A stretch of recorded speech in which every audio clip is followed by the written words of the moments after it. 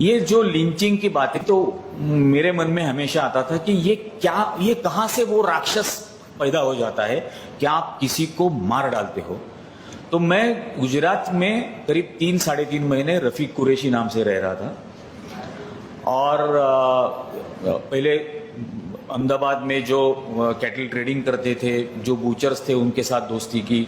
फिर उन्होंने ही मुझे यह नाम दिया रफीक कुरैशी, और उनके साथ फिर मैं राजस्थान में अलग अलग गांवों में और गुजरात के भी डीसा में जो इलीगल पशु बाजार चलते हैं वहाँ से कैटल ट्रेडिंग करने का, गाय भैंस पाड़े परचेज करके गुजरात के अलग अलग स्लॉटर हाउसेस में बेचने का।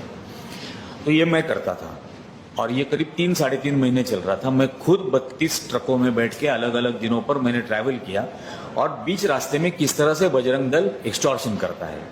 गाय का ट्रक अगर आपको लाना है तो 14,500 या 15,000 रुपये आपको देने पड़ते हैं। भैंस का ट्रक लाना है तो 6,500 देने पड़ते हैं।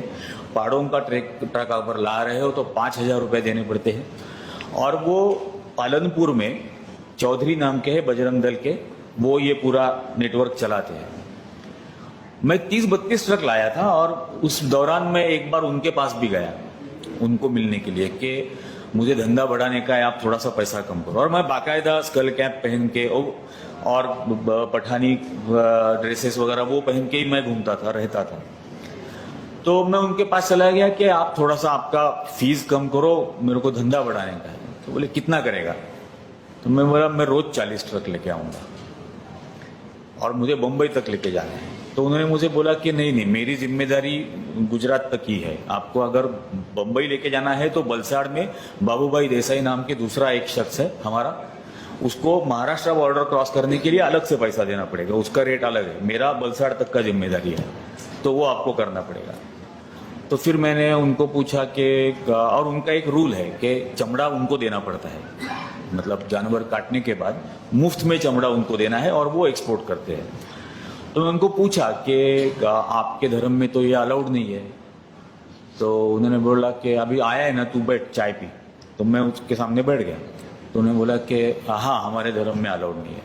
तो मैं बोला फिर आप ये गाय के चमड़े का व्यापार कैसे करते हो?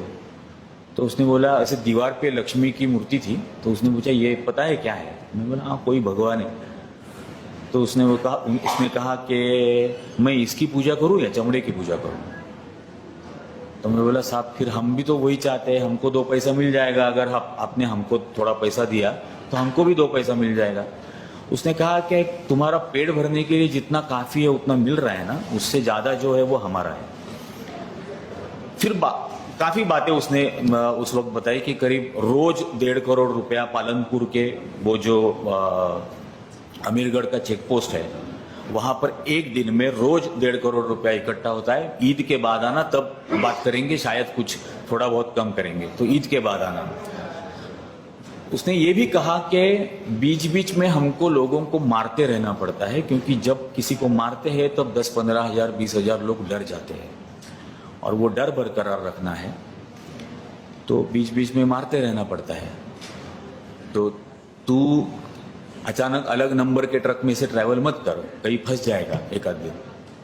तो बोला क्या करेंगे सर, पेट भरने के लिए तो करना ही पड़ेगा। जब तक जिंदा है तब तक पेट भरना है, तब तक ये करना है। आपने अगर मार ही डाला तो कहाँ पेट भरने की नौबत है? तो ये सारी बातें हुई थी और ये मोडस ऑपरेंडी है। हम सोचते हैं कि गौ रक्षा वगैरह ये धर्म की बातें वो करते हैं, लेकिन वो बिजनेस मॉडल है और उस बिजनेस मॉडल की इन्वेस्टमेंट डर है। और ये डर, ये इन्वेस्टमेंट बेसिकली फैसिज्म की इन्वेस्टमेंट है। वो चाहे आप किसी भी फील्ड में देखो, जो डिमोनेटाइजेशन के बाद उन्होंने किया था कि मतलब फाइनेंशियल लेवल पर हर आदमी को घुटनों के बल लाकर रख दिया था। और जब आर्थिक आधार पर कोई भी इंसान घुटनों के बल टिक जाता है तो वो किसी भी फांसीवादी हुक्म को मानने के लिए तैयार हो जाता है। और वही हमने देखा कि उसके बाद क्या क्या हुआ, कुछ नहीं। और एक अर्बन मिडिल क्लास में एक इंफीरियरिटी कॉम्प्लेक्स होता है। अर्बन मिडिल क्लास को हमेशा ऐसे लगता है कि हम देश के लिए कुछ नहीं कर रहे, हम देश के लिए कुछ नहीं कर रहे। तो उनमें ये वहम पैदा कर दिया कि आप लाइन में खड़ा रह के देश के लिए बहुत कुछ कंट्रीब्यूट कर रहे हो।